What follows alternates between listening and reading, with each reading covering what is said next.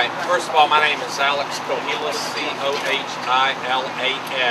I am the Fire Chief of the Clayton County Fire Department, and I am the Clayton County Emergency Management Director. With me is Chief Billy Hayes, Riverdale Fire Services, H-A-Y-E-S, Chief Hayes. How we're going to do this, first of all, I'm going to make a brief statement, bring you up to date as to what's transpired, and I'll give you updates on injuries and what we've done thus far. Chief Hayes will be available to add a few comments and to answer questions as they pertain to the condition of the Riverdale firefighters who were injured, as I previously reported. First of all, let me make this clear. The correct name of this facility has been changed to the Budget Inn. It was earlier reported as the Scottish Inn because that was how it was dispatched. That was the name on record prior. So far to date in the incident, we have a total of 5 people that have been transported. We'll describe them as patients. 3 are civilian, 2 are firefighters. Medical units from the Clayton County Fire Department transported 2 Riverdale Fire Services firefighters by ground transport to Southern Regional Hospital. They are there. Chief Hayes will respond to any questions regarding their condition. A male and female adults were originally transported by one of our med units by ground transport to Grady Memorial Hospital, to the burn unit. Later on, as we were preparing for the previous press conference, you saw that we extricated another female victim who was transported by Omni Flight air ambulance to Grady Memorial Hospital. So again, recapping, 3 civilians have been extricated that were injured and transported. 2 firefighters were transported.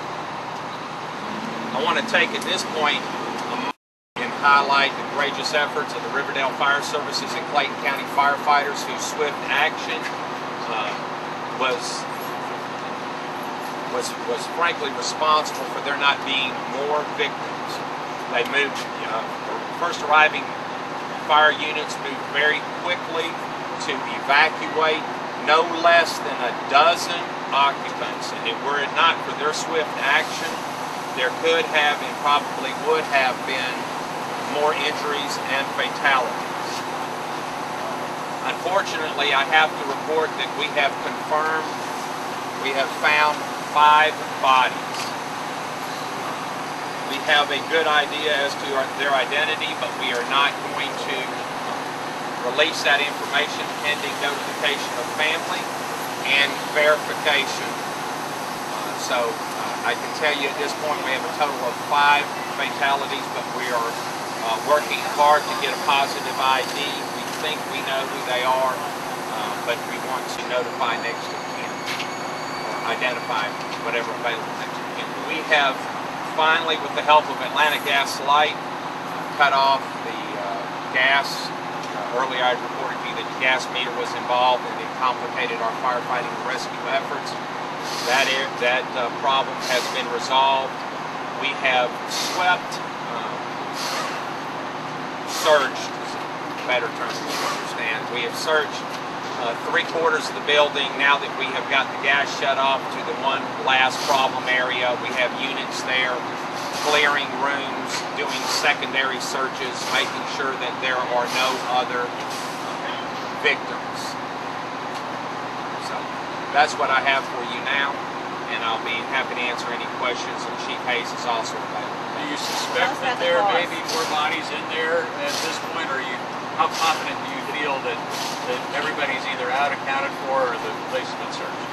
I have little or no confidence in a hotel like this where you have transient population that I have little or no confidence at this point that we have accounted for every single possibility. It is the nature of the beast. You have people that come and leave at all hours of the day and night, and we are working hard. So I will say that we're not at that point that we're confident we have accounted for everybody that was here at any point in time last night. And people were very concerned about a family in room 210. Can you tell us if the fatalities, if this looks like a family? I would say that I can't comment whether or not they would constitute the family. With adults and children, do you think? It appears that there may be children involved at this time. Are they in room 210? Are all the fatalities in room